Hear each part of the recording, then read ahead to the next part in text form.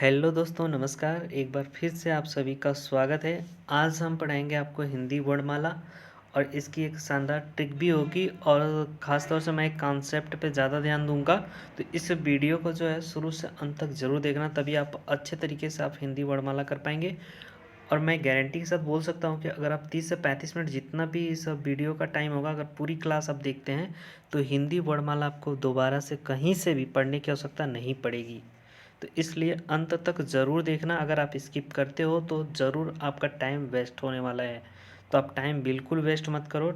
अपनी टाइम को आप यहाँ पे इन्वेस्ट कर सकते हो। जो भी आप यहाँ पे खर्च करोगे अपना समय, कुछ ना कुछ आप सीख कर ज़रूर जाओगे। और इसकी पीडीएफ कहाँ मिलेगी अंत में ये भी मैं आपको बता दूंगा। लेकिन अभी फ़िलहाल के लिए चलते हैं हम अपनी इस क्लास को आगे की ओर बढ़ाते हुए।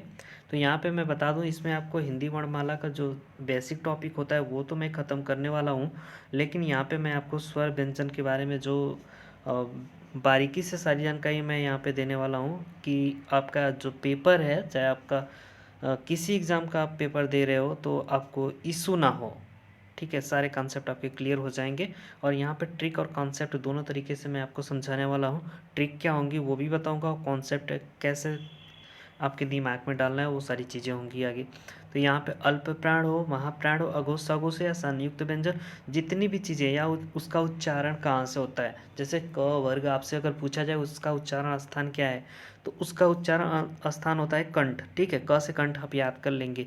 तो इस तरीके से मैं आपको बताऊंगा भी और बहुत सारी चीज़ें यहाँ पे कवर करवाऊंगा। तो चलिए शुरू करते हैं। सबसे पहले हम बात करेंगे हिंदी वर्णमाला की। तो जो वर्णों का व्यवस्थित क्रम होता है उसको हम वर्णमाला कहते हैं। यानी कि वर्णों का व्यवस्थित क्रम को हम क्या कहते हैं? वर्णमाला कहते हैं या वर्णमाला कहलाता है। वर्ण की बात करें तो भाषा की सबसे छोटी लिखित इकाई को हम वर्ण कहते हैं। ठीक है, भाषा की सबसे छोटी ये लिखित इकाई होती है, इसको हम वर्ण कहते हैं। शब्द की बात करें तो शब्द जो है भाषा की सबसे छोटी एक सार्थक इकाई आप कह सकते हैं, इसको हम शब्द कहते हैं। और ध्वनि की बात यहाँ पे करें, तीनों में बहुत सारा अंतर है, तो आप ध्यान से देखेंगे तभी समझ पाएंगे। ध्वनि की बात करें तो ध्वनि क्या है? मौखिक इकाई है। ठीक है, सबसे छोटी एक मौखिक इकाई। सबसे छोटी का मतलब ये है कि यहाँ पे मौखिक इकाई से हम समझेंगे। तो यहाँ पे जो मौखिक इकाई है, ध्वनि क्या है? एक मौखिक इकाई है। लेकिन अगर यहाँ पे वर्ण की बात की जाए तो वर्ण क्या है? लिखित सबसे छोटी इकाई है। ठीक है, और यहाँ पे मौखिक सबसे छोटी इकाई को हम ध्वनि कहते हैं। अब बात करते हैं वर्ण के भी। जो वर्ण होते हैं हिंदी वर्णमाला में दो प्रकार के होते हैं, यानी कि दो तरीके से हम लिख सकते हैं उनको। पहले तो स्वर होते हैं, दूसरे व्यंजन। ठीक है, दोनों का हम जब उच्चारण करेंगे उसमें हम बता देंगे, या लिखेंगे तभी हम बता देंगे। तो अब बात करते हैं कि स्वर हम क्या कहते हैं। स्वर व्यंजन हो गया आपका दो टाइप का। पहला टाइप हो गया आपका कि स्वर। ठीक है, स्वर। दूसरा टाइप आपका हो गया कि व्यंजन। ठीक है, व्यंजन क्या होता है उसके बारे में हम बात करेंगे। तो अभी हम स्वर की बात कर रहे हैं। तो स्वर किसे कहते हैं? तो ऐसे वर्ण जो स्वतंत्र रूप से बोले जाते हैं उन्हें हम स्वर कहते हैं। ठीक है, ऐसे वर्ण जो स्वतंत्र रूप से बोले जाते हैं, जैसे आप बोलिए अ किसी से मिलकर के नहीं बना हुआ है, ये बिल्कुल स्वतंत्र है। ठीक है, तो यहाँ पे क्या होगा? किसी जो व्यंजन से नहीं मिल के बना है, तो यहाँ पे क्या करेंगे? हम यहाँ पे स्वर कहेंगे इसको। अब इसी प्रकार से हम क ले लें तो क में आप देखेंगे यहाँ पे क आधा क होता है प्लस अ, ये इसका शुद्ध रूप होता है। तो क क्या है यहाँ पे? यहाँ पे अगर क को पूरा पूर्ण रूप से लिखा जाए यहाँ पे या बोला जाए तो ये व्यंजन इसलिए है क्योंकि यहाँ पे स्वर की सहायता से इसको बोला जा रहा है। तो आगे इन चीज़ों को हम बताएंगे, व्यंजन के बारे में जब बताएंगे। तो अभी हम स्वर की बात कर रहे थे। तो स्वर आपका क्या होता है? तो जो स्वतंत्र रूप से बोले जाते हैं या बोले जा सकते हैं उन्हें हम क्या कहते हैं? स्वर कहते हैं। और हिंदी वर्णमाला में अगर लिखित आधार पर स्वरों की संख्या की बात करें तो 11 हैं। लेकिन कहीं कहीं पे री को हटा देता है तो उस स्थान पे 10 हो जाता है। लेकिन अगर लिखित की बात करें तो लिखित 11, मौखिक रूप से अगर जो बोले जाते हैं तो वो री को हटा देता है, क्योंकि री आर आई से होता है। तो आर जो है, आर से र होता है। तो र जो है यहाँ पे आप देखेंगे, यहाँ पे व्यंजन है। ठीक है, यहाँ पे व्यंजन है तो इसको हम क्या कहेंगे? तो यहाँ पे व्यंजन के रूप में लेता है। तो लिखित रूप से अगर बात करें तो यहाँ पे क्या होता है? 11 होता है। और मौखिक रूप से बात करें तो 10 होता है। तो आप सिर्फ 11 याद करेंगे, री का यहाँ पे कॉमन होता है, इसको ध्यान देंगे। अब बात करते हैं कि हिंदी वर्णमाला में ये हैं कौन कौन से, तो आप यहाँ पे देख सकते हैं, टोटल काउंट करेंगे तो 11 हो जाएगा। इसमें अनुस्वार को छोड़ दिया जाता है, ठीक है। अनुस्वार और विसर्ग जो आपके होते हैं अयोगवा कहलाते हैं दोनों, अंग और अ, ठीक है। अंग और अ इनको जो है यहाँ पे रिमूव कर दिया जाता है, इनको अनुस्वार और विसर्ग बोला जाता है, इसलिए यहाँ पे क्या होते हैं, 11 होते हैं। अब बात करते हैं उच्चारण के आधार पर कुल कितने स्वर होते हैं। मैंने पहले ही आपको बता दिया 10 होते हैं। ये कौन से होते हैं, री को यहाँ से रिमूव कर देंगे, इसके बाद ये आपके जो बच जाएंगे वो सारे हो जाएंगे यहाँ पे। अब बात करते हैं कि व्यंजन की, ठीक है। अब व्यंजन की हम बात करेंगे। तो व्यंजन क्या होते हैं, जो स्वर की सहायता से बोले जाते हैं। जैसा कि मैंने आपको क का एग्जाम्पल देख करके यहाँ पे समझाया था कि क क्या है, यहाँ पे व्यंजन है। कैसे व्यंजन है वो उसको मैंने तोड़ के यहाँ पे बताया था। क जब भी हम लिखते हैं तो क आधा पहले होता है, फिर इसमें प्लस अ करते हैं, तब जाके ये क होता है, ठीक ठीक है। तो अब यहाँ पे हम बात करते हैं, यहाँ पे हमने एग्जाम्पल सेम जो है यहाँ पे लेकर के आपको समझा दिया है। बाकी ख का भी करेंगे तो आधा ख होगा प्लस अ होगा, तो यहाँ पे ख इसका होता है पूरा, ठीक है, बराबर ख होगा यहाँ पे। तो अब बात करते हैं हम अयोगवा, जो हमने आपको अनुस्वार और विसर्ग की बात की थी यहाँ पे, तो ये हमने आपको समझा दिया है, ठीक है। अब बात करते हैं स्वरों के प्रकार की। तो स्वरों के प्रकार या स्वरों का विभाजन होता है कैसे है। तो पहला होता है कि बोलने के आधार पर। तो बोलने के आधार पर अगर स्वरों की बात की जाए तो ये 3 प्रकार से बांटे जा सकते हैं या 3 प्रकार के होते हैं, ये भी हम कह सकते हैं। ह्रस्व स्वर होता है, दीर्घ स्वर होता है, प्लुत स्वर होता है। ह्रस्व स्वर की बात करें तो जिसमें बहुत सारा कम समय लगता है, यानी कि बहुत ही कम समय लगता है बोलने में इन वर्णों को। जैसे अ बोलते हैं ना, अ, ई, उ, री, ये तीनों तो छोटे हो गए। इसके बाद री को अगर लेते हैं आप, तो री को अगर लेते हैं तो ये री भी आ जाएगा इसमें। अब बात करते हैं दीर्घ स्वर की। तो दीर्घ का मतलब होता है इसी का बड़ा रूप, ठीक है। तो इन तीनों का बड़ा रूप की बात करें, अ का बड़ा क्या होता है, आ होता है। स्मॉल ई जो होती है, मतलब छोटी ई जो होती है, इसका बड़ा क्या होगा, बड़ी ई हो जाएगी यहाँ पे। अब इसी प्रकार से ऊ होता है तो ऊ का बड़ा बड़ा ऊ हो जाता है यहाँ पे। तो इस तरीके से इसका दीर्घ रूप हो गया यहाँ पे, ठीक है। और संयुक्त व्यंजन, जो संयुक्त होते हैं, संयुक्त व्यंजन नहीं बोलेंगे हम, संयुक्त स्वर बोलेंगे, क्योंकि देखिए स्वर से ही बन रहे हैं। कहीं कि इनको जब हम देखिए बनाएंगे ना, अ प्लस ई मिल करके आपका ए बनेगा, ठीक है। अगर ए की बात करें तो अ, यहाँ पे अ लिखेंगे आप प्लस ए, ये ए के बराबर होता है, तो इस तरीके से हो जाएगा। इसी प्रकार से ओ है, अ प्लस उ, छोटा ऊ है, तो यहाँ पे ये मिलके क्या बनेगा, ओ बनेगा।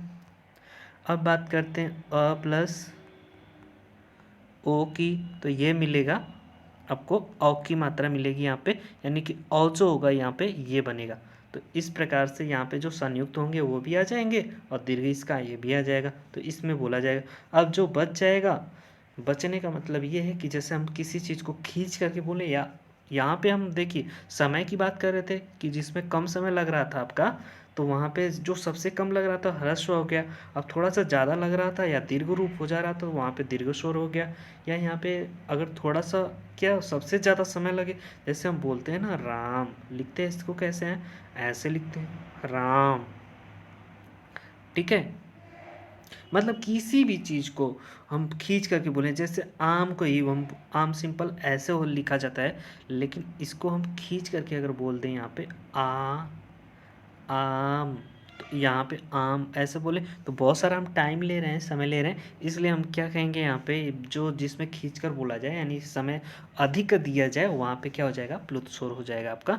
अब बात करते हैं हम जिह्वा की स्थिति के आधार पर स्वरों के भेद या स्वर के जो विभाजन है उनके बारे में हम बात कर रहे हैं, तो उन्हीं के बारे में हम यहाँ पे चर्चा करेंगे। अगर यहाँ पे इसके बारे में बताया जाए तो ये भी 3 प्रकार का होता है, लेकिन यहाँ पे अगर अग्र, अब जिह्वा की बात की जा रही है तो जिह्वा के मतलब जीभ के अगले भाग से, है ना, जीभ तो बोलते हैं हिंदी में, तो इसका जो शुद्ध रूप होता है जिह्वा होता है, ठीक है। तो यहाँ पे अगर अग्र भाग में देखें तो ई ए ये सारे कितने में, किस में आ जाएंगे, अग्र स्वर में आ जाएंगे। मध्य स्वर की बात करें तो सिर्फ अ आएगा, अ, ठीक है। अब इसमें बात करते हैं हम, इसमें जो नेक्स्ट है आपका, तो यहाँ पे आ आएगा, ऊ आएगा, बड़ा ऊ आएगा, ओ आएगा, औ आएगा, ठीक है। तो ये सारे जो बच जाते हैं यहाँ पे आपका पश्च स्वर में आ जाते हैं, क्योंकि ये जीव के पिछले भाग से बोले जाते हैं, यानी पिछले हिस्से से बोले जाते हैं, ठीक है। तो इसमें आ जाएंगे। अब बोलते हैं हम सॉरी, अब बताते हैं कि यहाँ पे मुंह खोलने के आधार पर स्वरों के भेद या स्वर के जो विभाजन है, मुख खोलने के आधार पे हम कैसे कर सकते हैं। तो अब विवृत स्वर, ठीक है। फिर इसके बाद आएगा अर्धविवृत स्वर, समृत स्वर और अर्धसमृत स्वर, यानी कि 4 प्रकार से इसका विभाजन किया गया है। तो पहला अगर विवृत स्वर की बात करें तो जिसमें मुख द्वार क्या हो जाए, पूरा खुल जाए, जैसे आ बोल कर देखिए, पूरा यहाँ पे आपका मुख खुल जा रहा है, तो इसलिए यहाँ पे जो है विपरीत स्वर हो जाएगा। और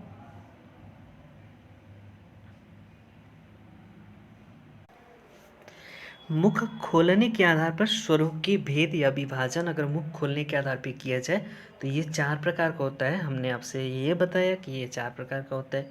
विपरीत स्वर में आ का मतलब है कि मुख जब हम खोलते हैं तो पूरा मुख हमारा क्या होता है, मुख द्वार पूरा मतलब पूर्ण रूप से खुल जाता है। जैसे आप बोलकर देखिए खुद से आ, तो यहाँ पे निकल जा रहा है आ, तो मुंह पूरा खुल रहा है ना, तो यहाँ पे क्या होगा, आपका विपरीत स्वर हो जाएगा।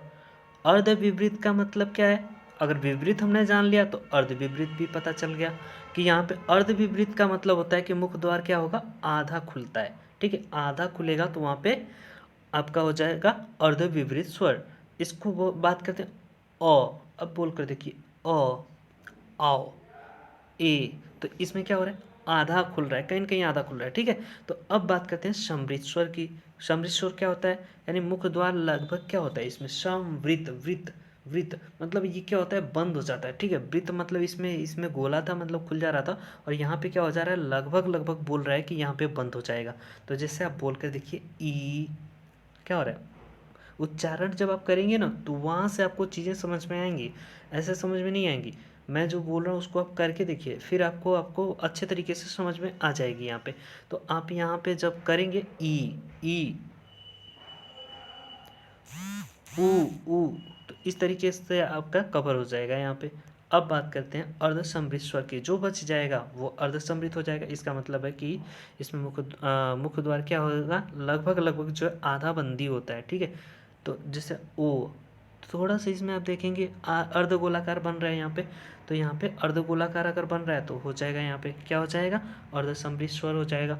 तो ए और ओ यहाँ पे आ जाएंगे, ए और ओ, कहीं कहीं पे ए को इसमें डाल देता है, ठीक है, इस वाले में डाल देता है, तो इसको यहाँ पे डाल देता है। तो इस तरीके से इन दोनों में थोड़ा सा कन्फ्यूजन रहता है। हालांकि जो चीज़ें मैं यहाँ पे आपको बता रहा हूँ ये बहुत सारी किताबों से यहाँ पे पढ़ने के बाद या सर्च करने के बाद या बहुत सारे तरीक़ों से मैं यहाँ पे जो है इसको फ़िल्टर करके आप समझ सकते हैं कि इस चीज़ को तब जाके मैं वेरीफाई करने के बाद यहाँ पे लाया हूँ कि अधिकतर किताबों में जो मैं यहाँ पे आपको बता रहा हूँ ये चीज़ें सही है, ठीक है। तो यहाँ पे इस तरीके से मैं आपको बता रहा हूँ वेरीफाई करके। अब बात करते हैं कि ओष्ठ की स्थिति के आधार पर अगर स्वरों की बात की जाए यहाँ पे, तो यहाँ पे देखिए वृत्तमुखी स्वर, इसमें क्या होगा, होठ लगभग गोलाकार होता है, ठीक है। होठ के आधार पे बताया जा रहा है, ओष्ठ की स्थिति के आधार पे यहाँ पे बताया जा रहा है स्वरों के भेद। तो एक वृत्तमुखी स्वर हो गया, एक अवृतमुखी। अवृत का मतलब है कि वृत्त क्या होगा, नहीं बनेगा, या जो होता ही नहीं है, इसमें बनता ही नहीं है। और यहाँ पे वृत्तमुखी मतलब वृत्त के आधार पे, जैसे ऊ, कहीं ना कहीं मुंह आप जब बनाएंगे मतलब बोलेंगे तो आपका मुंह कैसे, मतलब गोलाकार टाइप का लगभग बनेगा ना, तो उसके आधार पे हम बता देंगे कि यहाँ पे क्या है, वृत्तमुखी स्वर हो गया। उसके बाद ऊ, ओ, औ, ये सारे जो है ये 4 आपके इसमें आ जाएंगे, ठीक है। किस में आ जाएंगे, ओष्ठ की स्थिति की जब हम बात करते हैं, यानी जो वृत्त बन रहा है, वृत्त के आधार पे जो ये गोला बन रहा है आपका ये, तो इसके आधार पे हम अगर बात करें तो ये आपके 4 हो गए। बाकी जो बच गए वो अर्धवृत्त, अब समझ लीजिए अर्धवृत्त मुखी में आ जाएंगे। तो इसमें आ ई ए आए, ये सभी आ जाएंगे इसमें, ठीक है। अब चलते हैं हम आगे, जो व्यंजन होते हैं ना, व्यंजन की हमने बात की, परिभाषा आपको पहले ही बता दी कि जो स्वरों की सहायता से बोले जाते हैं उन्हें हम व्यंजन कहते हैं, ठीक है। तो अब यहाँ पे हम अगर व्यंजन की प्रकार करें बात करें तो यहाँ पे आप देखेंगे कबूतर, खरगोश, गमला, ऐसे जो लिखा रहता है ना वो कहीं ना कहीं एक क्रम में 5 सीक्वेंस में लिखा रहता है ऐसा, ठीक है। तो इसको हम क्या बोलते हैं, वर्ग बोलते हैं। वर्ग क्यों बोलते हैं? अब देखेंगे यहाँ से 5, यहाँ से 5, सभी बराबर होते हैं और इनमें लगभग जो है अब लगभग क्या मतलब पूर्ण रूप से अगर काउंट करेंगे इतने दूर में ये 25 वर्ड ऐसे नॉर्मली आ जाते हैं, ठीक है। अब बाकी जब वर्णों को हम व्यवस्थित क्रम में लिखते हैं ना तो कितने वर्ड आते हैं वो मैं आपको लास्ट में बता दूंगा कि कितने वर्ड यहाँ पे आ जाएंगे। हालांकि अभी मैं बात कर रहा हूँ यहाँ पे वर्ग की। तो वर्ग की बात करें अगर क वर्ग में 5 वर्ण आपके ये कौन से आते हैं? तो आप देख लीजिए क ख ग घ अंग तक यहाँ पे आते हैं। इसके बाद यहाँ पे आपको जो दूसरा वर्ग मिलेगा उसको हम क्या बोलेंगे दूसरे वर्ग को? तो यहाँ पे च वर्ग, यानी जो पहला होता है ना कचट तप, कचट तप, यहाँ पे इतना याद रख लिए कचट तप, ठीक है। तो ये जो है आपका वर्ग होता है, इसके नाम से जानते हैं, ठीक है। अब समझ लीजिए कि ये परिवार के बड़े सदस्य हैं और बड़े सदस्यों के नाम से ही परिवार को जाना जाता है, ठीक है। अगली बात करते हैं हम अंतस्थ व्यंजन की। तो अंतस्थ व्यंजन यह अलावा इनको क्या कहते हैं? अंतस्थ व्यंजन कहते हैं। और अंतस्थ व्यंजन जो होते हैं उनको अर्ध स्वर भी कहते हैं। क्यों? क्योंकि जैसे कभी कभी आप देखेंगे तो ये जो वर्ण होते हैं ना, जैसे व हो गया और य हो गया, ठीक है, इसका जो है अर्धस्वर इसलिए कहते हैं कि ये जो दोनों होते हैं ना य और व, इनको प्रयोग जो है सेम तरीके से किया जाता है, ठीक है, यानी स्वरों के स्थान पे किया जाता है। जैसे कौवा में आप व देखेंगे ना वा, तो यहाँ पे आ लिखेंगे तब भी हम बराबर ये रहता है, मतलब इसमें त्रुटि नहीं रहती है, ये त्रुटिपूर्ण है ही नहीं, मतलब ये शुद्ध रूप से है। तो इसलिए यहाँ पे क्या हो जाएगा, आप इतने सही समझ लेंगे कि यहाँ पे आपका यही सही है। क्या सही है?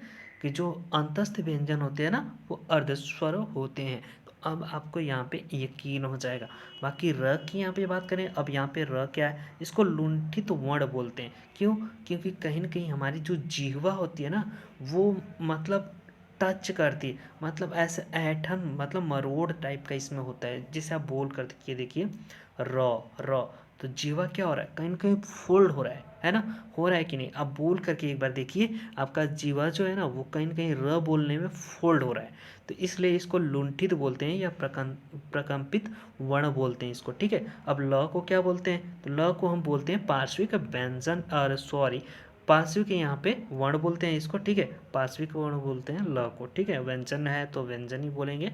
बाकी यहाँ पे हम बात करते हैं अगर जीवा के, इसको पिछले भाग से बोला जाता है इसलिए हम क्या कहते हैं? पार्श्विक, ठीक है। ठीक है, अब इतनी चीज़ें हमको समझ में आ गई। अब उसमें क्या होता है? तो उसमें के बारे में अगर बात करें तो इसमें क्या होती है? उष्मा, उष्मा, उष्मा मतलब एक संघर्ष होता है। जब देखिए आप समझ लीजिए जब कहीं भी संघर्ष होगा ना तो उसमें क्या होगी? गर्मी होगी, तो गर्मी से क्या होगा? गर्मी से ही तो आग लगेगी भाई। तो यहाँ पे हम क्या करेंगे? यहाँ पे संघर्ष हो रहा है तो इसलिए यहाँ पे क्या होगी? उष्मा निकलेगी। उष्मा, घर्षण होगा तो वहाँ पे उष्मा निकलेगी, यानी श श श और ह, ठीक है। श श श और ह, ये सभी किस में आ जाएंगे? उष्म व्यंजन में आपके आ जाएंगे। संयुक्त व्यंजन देखिए ये 4 होते हैं, ठीक है। 4 कौन कौन से? छ त्र ज्ञ स्र। इसका जब इसको तोड़ेंगे तो इस रूप में ये टूट जाएंगे। ये आप अच्छे तरीके से जानते होंगे, नहीं जानते हैं तो देख लीजिए, ठीक है।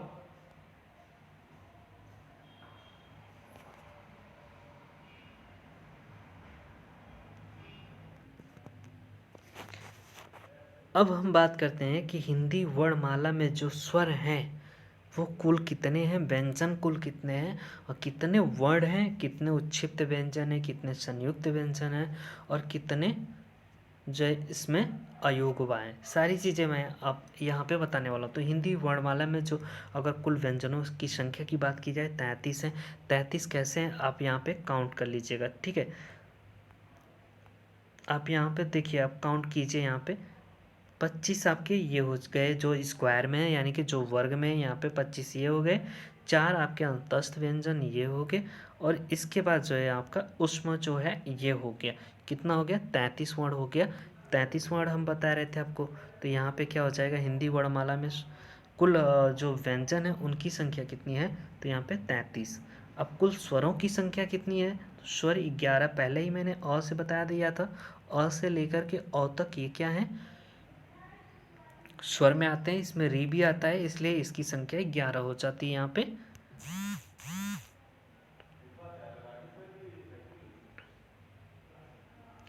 तो अब यहाँ पे हम बात करते हैं, सॉरी इंटरनेट मुझे बंद करना पड़ेगा, नहीं बहुत सारा नोटिफिकेशन आएगा यहाँ पे। तो यहाँ पे हम बात कर रहे थे आपके कुल स्वरों की संख्या 11 है और अयोगवा जो अनुस्वार और विसर्ग होते हैं ना उनको अयोगवा बोलते हैं, यानी कि अंग और अ। तो अंग और अ कुल मिला कितने, 2 हैं। तो यहाँ पे हमने कह दिया कि यहाँ पे यहाँ पे 2 हो गए। उच्छिप्त व्यंजन हमने आपसे इसके बारे में नहीं बताया। ये जो होता है र और ये जो होता है ढ, ठीक है, ड़ और ढ, ये जो होता है यहाँ पे जो नीचे बिंदी होती है ना, ये जो है यहाँ पे किस में आते हैं, उच्छिप्त व्यंजन में आते हैं, ठीक है। अब बात करते हैं हम आगे संयुक्त व्यंजन की। तो संयुक्त व्यंजन जो हमने बताया ना कि क्षत्रिय होगा आपका त्र हो गया, ठीक है, श्र हो गया आपका, और यहाँ पे हमने बताया था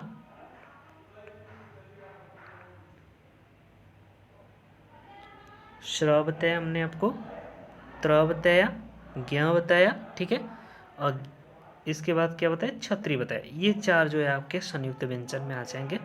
अब बात करते हैं कि कुल वर्ण कितने हैं। तो जब आप इनको देखिए, जब ऐड करेंगे ना 33 और 11 कितना हो जाएगा आपका, 42 हो जाएगा। 42 2 कितना हो जाएगा, 44 हो जाएगा। और 44 आपका 6 यहाँ पे हो जाएगा, कितना हो जाएगा, देखिए यहाँ पे 44 होगा, सॉरी यहाँ पे 42 हमने कहा था, वो 42 नहीं होगा। देखिए 33 है, 33 11 44 होगा, और 44 2 आपका 46, 46 और 6 कितना हो जाएगा, 52। कुल वर्ण वाला में अगर जो वर्ण होते हैं कुल वर्ण पूछा जाए तो ये 52 हो जाएंगे, ठीक है। चलिए अब बात करते हैं चैनल को यार सब्सक्राइब वगैरह आप लोग कर लीजिए। देखिए आपको अगर फ़ायदा होता है यहाँ पे तो आप कर लीजिए, बाकी आपके ऊपर डिपेंड करता है आप कितना लाइक शेयर करते हैं। बाकी एक चीज़ मैं आपको बताऊंगा, 70% ऐसे लोग हैं हमारे चैनल पे जो सिर्फ वीडियो को देखते हैं यार, लाइक और शेयर पता नहीं आप करते हो कि नहीं करते हो, वो तो नहीं पता मुझे, लेकिन सब्सक्राइब जो 70% लोगों ने नहीं किया है। प्लीज़ आप सभी लोग सब्सक्राइब कीजिए और सपोर्ट कीजिए इस चैनल को, ठीक है। तो यहाँ पे अगर उच्चारण की अगर बात की जाए, उच्चारण करते कैसे, उच्चारण स्थान की, तो यहाँ पे जो 1 2 3 4 5 ये हमने क्यों लिखा है, क्योंकि आपको आगे चल के जब हम बताएंगे कि अल्प प्राण क्या होता है, महाप्राण क्या होता है, या अघोष क्या होता है, सघोष क्या होता है, तो जब ये हम आपको बताएंगे ना तो उसको आप समझेंगे। बाकी बैकग्राउंड में जो आपको आवाज़ मिल रही होगी प्लीज़ उसको इग्नोर कर लीजिएगा आप लोग, इतना तो समझ ही सकते हैं। बहुत सारे बाद मैं जो वीडियो है ना कई बार मैं पॉज कर चुका हूँ लेकिन फिर भी शोर होता रहा है। तो यहाँ पे अगर उच्चारण स्थान की हम बात करें तो जो हम बता रहे थे आपको कि 1 2 3 4 5 ये क्या है, कि ये पहला वर्ग जो है, पहले वर्ग का पहला जो रो कॉलम है उसके बारे में बताएंगे। फिर ये दूसरा हो गया है, तीसरा हो गया आपका, चौथा और पांचवा ये अंगा वाला हो गया। तो जब ये चीज़ें हम बताएंगे ना, अघोष सघोष अल्प प्राण महाप्राण, तो ये बहुत काम किया है चीज़ें हैं, इसको मैं बताऊंगा आगे चल के। तो यहाँ पे अगर क वर्ग का मैं उच्चारण स्थान अगर बताऊँ यहाँ पे, तो ये जो है कंठ से होता है, क क। आप बोल करके भी उच्चारण स्थान को समझ सकते हैं। इससे क्या होगा, आपको आपके जो जहन बोलते हैं ना कि जहन, तो उसमें आपके जो है वो अंदर से जो है ये फीड हो जाएगा अच्छे तरीके से। तो यहाँ पे जो क वर्ग का होता है, क से कंठ आप याद रखेंगे, ठीक है। कंठ नीचे तरीके से यहाँ से आएंगे, कंठ होता है पहले, ठीक है। उसके बाद क्या आता है, तालव्य आता है, फिर मूर्धा आता है, मूर्धा के बाद क्या आता है, दंत और ओष्ठ, ठीक है। इस तरीके से आपका उच्चारण जो है होता है। तो सबसे पहले हम क्या बात करते हैं, कंठ की। कंठ यहाँ आपका नीचे हो गया, आप टच करके महसूस करके आप कर सकते हैं यहाँ पे। और इसमें जो है कंठ, और इसका देखिए जो क वर्ग है ना, इसका उच्चारण स्थान कंठ हो गया, और अ आ और ह इसके साथ में विसर्ग, विसर्ग जो यहाँ पे का होता है ना, उसका उसकी बात की जा रही है यहाँ पे, इसमें आ जाएगा कंठ में। बाकी तालव्य की बात करें, च वर्ग, जो च वर्ग है ना, ये च वर्ग के सारे वर्ण इसमें आ जाएंगे। और यहाँ पे ई य और श ये इसमें आ जाएगा, ठीक है। तालव्य में इसका उच्चारण स्थान किस में है, तालव्य में। किसका किसका, च का है, छ का, ज का, झ का, इ का, इसके बाद है ई य श, ठीक है। तालव्य हो गया। अब बात करते हैं मूर्धन्य की। मूर्धन्य में देखिए सबसे पहले तो आप इतना याद रखिए, मूर्धन्य श किसको बोलते हैं हम, षटकोण को बोलते हैं, तो इसलिए षटकोण पहले आ जाएगा। बाकी र है, अब बोल करके देख लीजिए, मूर्धा से इसका उच्चारण हो रहा है, तो र हो गया, त्र हो गया, ठीक है। अब बात करते हैं यहाँ पे ट वर्ग की। तो ट वर्ग को हम मूर्धन्य कहते हैं, ट ट ट। जो हमारे जो जीव है ना वो कहीं ना कहीं मूर्धा जो हमारा है उसको टच कर रहा है ना।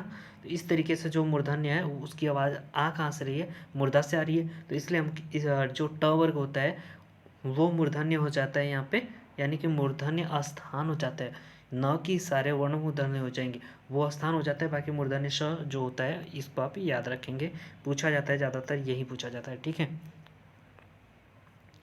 अब यहाँ पे बात करते हैं हम कि दंत, दंत जो त वर्ग होता है ना, त त त त त, तो पहले क्या होगा, मूर्धन्य के बाद हमने बताया था कि कौन सा स्थान आएगा, तो दंत आएगा, दंत के बाद क्या आएगा, ओष्ठ आएगा, पहले ही हमने आपसे बताया। तो जो देखिए अब मूर्धन्य हो गया तो अब दंत आ गया, दंत त थ द, तो कहीं ना कहीं आप बोल करके जब देखेंगे तो आपकी जो ये दंत है ना, दंत आपके होस्ट पे कहीं ना कहीं टच कर रहे हैं, ठीक है, टच कर रहे हैं ना। देखिए त थ द, जो जीवा है वो दंत को छू रही है, ठीक है। तो यहाँ पे अब ओष्ठ की बात करें, प वर्ग हो गया, फ ब भ म और उ, और यहाँ पे इसमें जो है दंत में आ जाएगा ल सच, लसच, ये आ जाएगा इसमें, ठीक है। और ओष्ठ में ये देख लीजिएगा उ आ जाएगा। बाकी इसके बाद आता है जब जो बच जाते हैं ना उसको हम जोड़ करके करते हैं। कैसे, जैसे कि अ और य का हमने बताया था ये बना किसे, ठीक है। तो ये बना है कंठ का वर्ण है, ठीक है, ये कंठ का है, और ये किसका है, तालव्य का है, ठीक है। कंठ और तालव्य का है, इसलिए इन दोनों का जो उच्चारण स्थान है ए हो जाता है। जो ए है ना, ए का उच्चारण स्थान यहाँ पे कंठ तालव्य है, क्योंकि ये जो अ है ये कंठ का है वर्ण है, और ये जो है ई, ये जो है किसका वर्ण है, तालव्य का है, यहाँ पे कंठ तालव्य हो जाएगा। इसी प्रकार से कंठोस्थ जो है अ उ, ये कंठोस्थ हो जाएंगे, क्योंकि देखिए अ यहाँ पे कंठ हमने अभी बताया आपको, अ किसका है, कंठ का है, तो उ किसका है, ओष्ठ का है, ठीक है। उ फ प फ ब भ म उ, ये हमने आपको बताया था किससे, ओष्ठ से, तो यहाँ पे आपका हो जाएगा कंठोष्ठ, ठीक है। इसी प्रकार से दंत और ओष्ठ से व और फ, ये कौन से हैं, जो व यहाँ पे बिंदी होता है उसकी बात की जा रही है, फ जो यहाँ पे बिंदी होता है उसकी बात की जा रही है, ठीक है। और यहाँ पे जो जीवा के मूल जो बोले जाते हैं जीवा मूल, तो ये आपका बिंदी वाला यहाँ पे है, ख बिंदी वाला है, ग बिंदी वाला, इस तरीके के जो वर्ण हैं इसमें आ जाएंगे। बाकी अब बात करते हैं नासिक की, तो जो पांचवा हमने वहाँ पे लिखा था कि ये जो पांचवा जो आपका अंक है यहाँ पे पांचवा, ठीक है, कैसे भी लिखें कोई बात नहीं है। तो यहाँ पे जो पांचवा है ना, इसके नीचे जो अंगा है और यहाँ है, अड़ है, ना है, म है, ये सारे आ जाएंगे इसमें, ठीक है। इसका उच्चारण स्थान क्या है, नासिक, यानी नाक से बोले जाते हैं, ठीक है। अब बात करते हैं अघोष की और सघोष की। तो अघोष किससे कहते हैं, जिनका उच्चारण स्थान, देखिए उच्चारण में क्या होगा, स्वर, जो स्वर तंत्र है ना, स्वर तंत्री बोलते हैं, तो उसमें क्या होता है, अगर कंपन हो रहा है ना तो उसको हम सघोष बोल देंगे, अगर कंपन नहीं हो रहा है तो अघोष। तो सबसे पहले हमें क्या मिल रहा है, अघोष, अघोष के अघोष मिल रहा है, तो अघोष में हम क्या करेंगे, तो इसका जो पहला, देखिए यहाँ पे आप समझ लीजिए, पहला पहला पहला पहला, प्रत्येक वर्ग का पहला वर्ण जो होता है और दूसरा वर्ण, ये क्या होता है, अघोष। अभी मैंने कुछ दिन पहले एक वीडियो अपलोड की थी, उसमें अघोष सघोष मैंने आपको बताया था, लेकिन फिर भी मैं वर्णमाला पढ़ा रहा हूँ तो इसको अच्छे तरीके से मैं कंप्लीट करवा दूँ, इसलिए मैं आपको दोबारा से यहाँ पे बता रहा हूँ। तो यहाँ पे क्या हो जाएगा, पहला वर्ण आपका क्या हो जाएगा, प्रत्येक वर्ग का पहला वर्ण अघोष होता है, दूसरा वर्ण अघोष होता है, इसके बाद तीनों जो स होते हैं इसी में आ जाते हैं अघोष में। अब बात करते हैं सघोष की। तो सघोष में देखिए कौन कौन आएंगे, सबसे पहले तो आप याद कर लीजिए, ये जो है ये बहुत इंपॉर्टेंट है। क्यों, क्योंकि देखिए सघोष में आएंगे और किस में आएंगे, जिसमें ये तीन होंगे, तीन कौन कौन, मतलब कि तीन कोई भी, यानी कि इसमें तीसरा चौथा पांचवा, ये जो तीसरा चौथा पांचवा वर्ग, देखिए प्रत्येक वर्ग का तीसरा वर्ण, चौथा वर्ण और पांचवा वर्ण, ये जो हैं इनके साथ में य र ल व व, य र ल व और प्लस स्वर, ये जो हैं इसमें आएंगे सघोष में, यानी सघोष बोले जाते हैं। जो तीसरा चौथा पांचवा मैं आपको बता रहा था ना यहाँ पे, तो यहाँ पे देखिए अभी मैं आपको समझा देता हूँ। ये देखिए तीसरा चौथा पांचवा, इसी यही तो है, यही तीनों तो हैं, तो ये तीनों क्या हो जाएंगे, सघोष हो जाएंगे आपके, ठीक है, सघोष। इसके अलावा य र ल व ये आ जाएंगे, ठीक है। इसके अलावा कौन आएगा, स्वर आ जाएंगे, सभी स्वर किस में आ जाएंगे, आपके सघोष में आ जाएंगे। अब बात करते हैं अल्प प्राण और महाप्राण की, ठीक है। तो अल्प प्राण में आप देखेंगे स्वर भी सभी आ जाते हैं, य र ल व आ जाता है, ठीक है।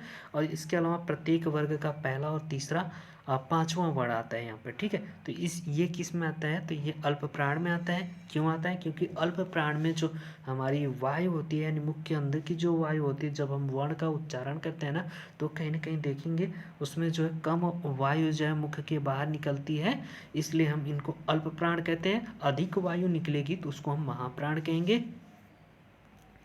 तो देखिए यहाँ पे अगर महाप्राण की बात करें, अल्प प्राण हमने बता दिया ना कि पहला तीसरा पांचवा वर्ण, यानी कि प्रत्येक वर्ग का, यानी प्रत्येक वर्ग का मतलब है कि क वर्ग हो गया, ख च वर्ग हो गया, यहाँ पे ट वर्ग हो गया, और त वर्ग हो गया, और प वर्ग हो गया, ठीक है। तो ये सारे जो पांचों वर्ग हैं आपके, तो यहाँ पे आप देखेंगे तो उसमें आपका आ जाएगा कि पहला तीसरा पांचवा वर्ण, ठीक है। जो पहला तीसरा पांचवा, ये 135 इसका याद कर लीजिए, यही इसका कोड है, ठीक है।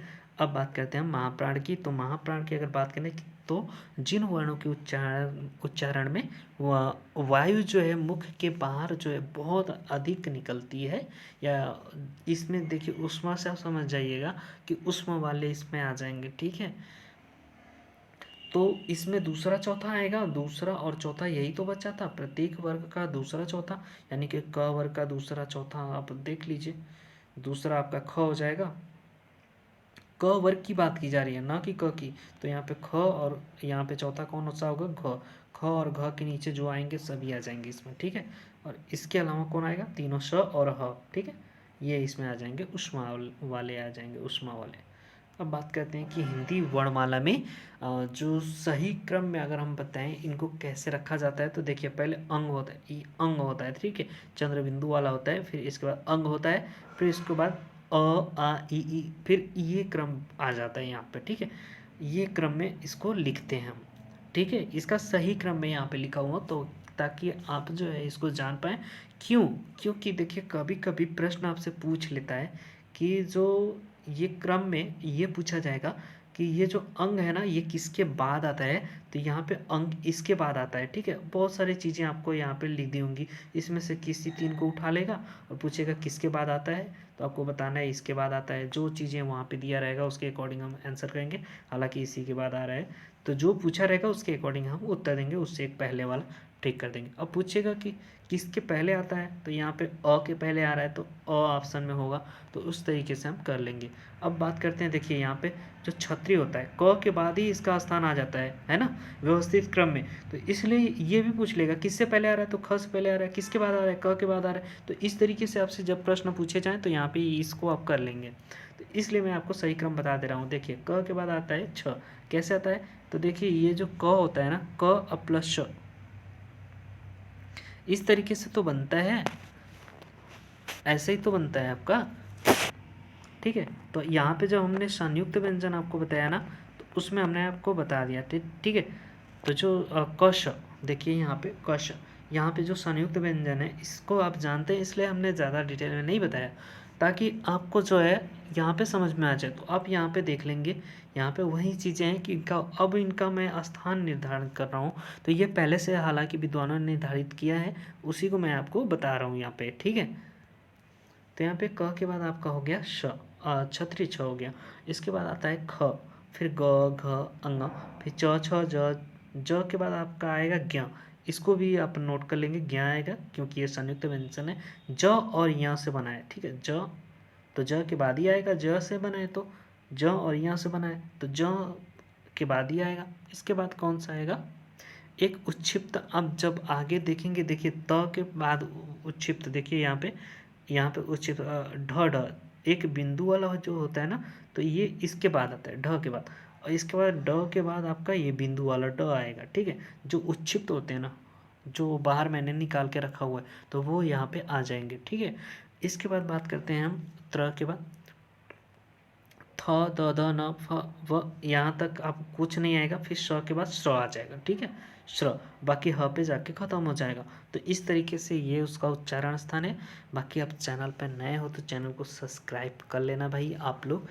और यहाँ पे जो वीडियो न लाने का कारण यही है कि आप लोग जो चैनल पे सपोर्ट नहीं कर रहे हो, मतलब कम मात्रा में कर रहे हो, लेकिन जो लोग कर रहे हैं उनके लिए बहुत बहुत धन्यवाद, और भगवान आप सभी का भला करे।